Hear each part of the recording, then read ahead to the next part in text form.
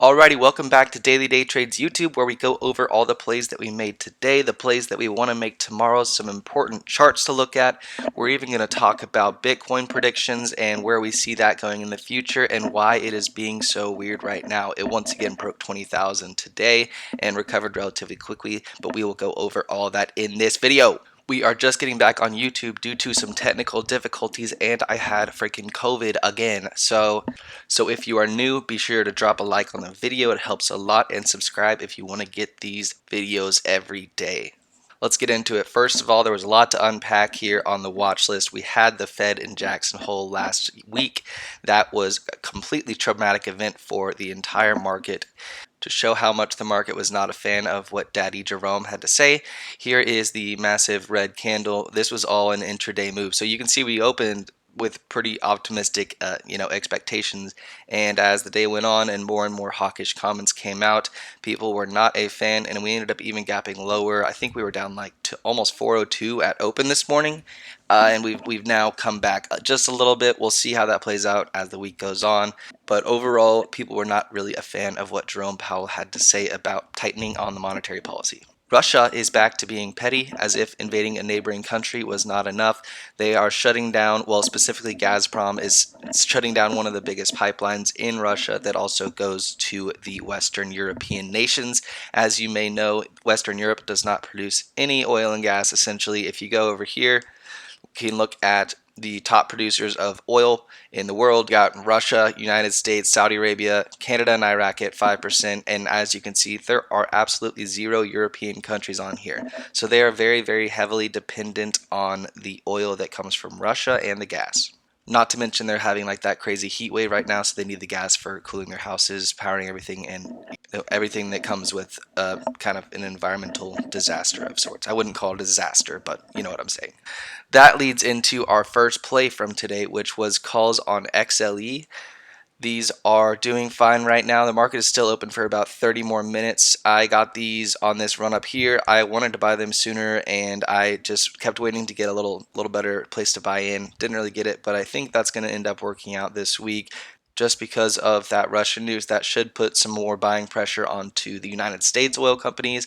And XLE has things like, ExxonMobil, which is also having a good day today. And I think this will continue if Russia continues to be as petty as they have been being.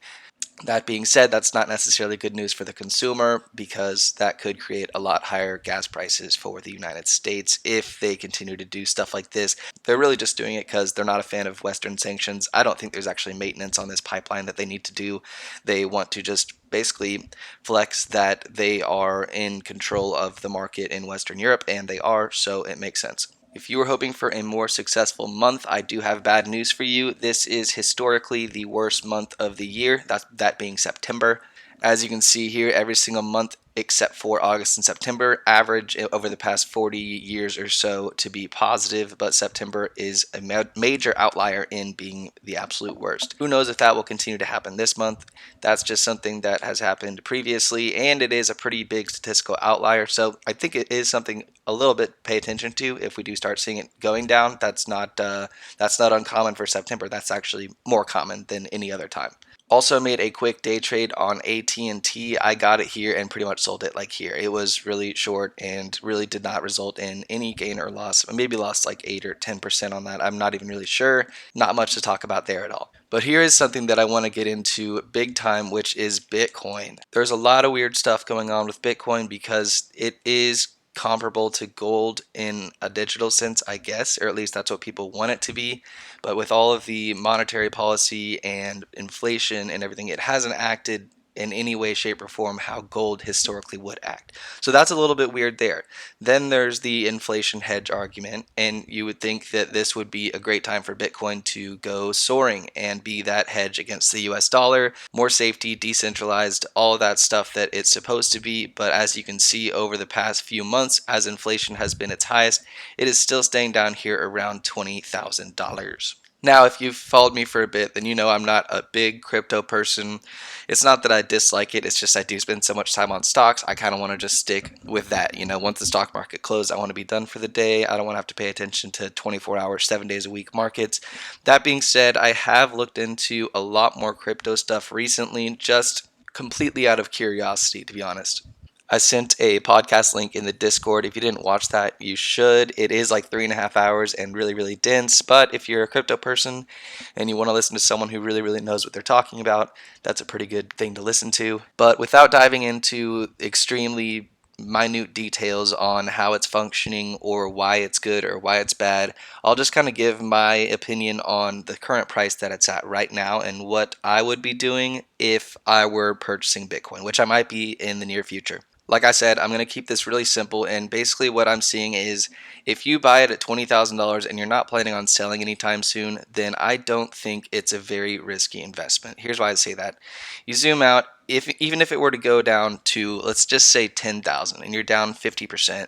First of all, I can't really see the crypto markets letting Bitcoin go this low again unless something just absolutely crazy happens with possibly some federal intervention or regulations or something. And if it were to go down here just naturally and get to this $10,000 level, then I really, at that point, that's when I would say it's a guaranteed buy, and that's going to be a decent investment in the future. And it doesn't even matter if Bitcoin explodes into that $1 million price point that people think it could hit in 5-10 years or whatever. It's really just more that I think it's a relatively safe bet to pick it up here, and going lower, you're just dollar cost averaging down. And I don't see a big problem with doing that because I don't see Bitcoin going down below 10,000, even much below 20,000. It seems to be rebounding off that pretty much every single time. But if something catastrophic were to happen, it goes to 10, you buy more at a really good price. And then you have that on the side. So if it does go crazy, then you have a really good average and you can take a big win on that when your max risk is, relatively small compared to the max reward. But I will let y'all know when I start buying Bitcoin again. Right now, I think the price is pretty safe. I don't think it's a bad play. That's about all I have to say, but I will make a longer YouTube video on all of the different factors and things that I've learned about crypto over the past couple weeks of just curiosity and research. Another play that I've left over from last week is Peloton. This is up a solid amount. I think they expire like in mid-September or something. They're $10 puts. They're pretty cheap. I hate Peloton. Everyone knows that. I've hated it since it was up here at $1 million, 155 or whatever. Anyone who paid that is dumb. And yeah, that's about all I have to say about them. I've talked about Peloton plenty, so I don't think we need to get into that. But we do have plays coming up in this week, one of which is Best Buy earnings, which are tomorrow. I'm considering getting these. They're not too expensive. I would probably go on the put side of this, but retail has been really, really sketchy, especially with last quarter where we saw things like Target drop 20%, and Best Buy is even more volatile than that because they can just absolutely bomb a quarter out of nowhere like they did here. Very nice. And then even here back in 2021, they're on an absolute rally and have, I guess they beat expectations here. Yeah, totally fine. And on paper, they still probably lost, what is that? Over 10%, over 15% on that. So I don't know what the floor is for them. That's the only risk with buying puts on that is I don't know how much further it can fall because people do like their Best Buy. They got a 5% dividend, not too bad for a long-term investment there. Also, tomorrow I'll be watching plays like Mara and Riot. These are crypto mining companies, and it's just an easier way to play options on basically Bitcoin prices. They essentially follow directly with it because that's what they're doing is mining Bitcoin.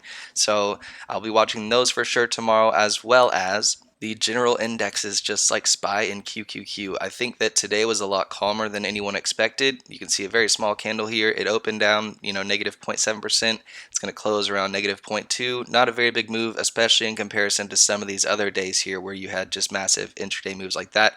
I don't think the whole week is going to stay flat like it has today. As you can see, we really just didn't get in. There's nothing here to trade off of. So I do expect at the very least tomorrow volatility, not necessarily in one direction or the other. If you have not already, there is a link in the description below where you can sign up to get all of the alerts, day trades, option trades. We have a chat here for everybody, trading course, swing trade portfolio that has been relatively quiet lately. There's a reason for that. I'll explain that in the Discord tomorrow. We also have live streams, alerts from the live streams, and pretty much everything you could want in a stock group. So if you want to join that, like I said, there is a link below. If you just like the YouTube videos, be sure to subscribe because I'll be putting out much more as time goes on this week and hopefully for all the weeks following that. That's all I got for today. Thank you very much. Have a good one. Drop a like on the video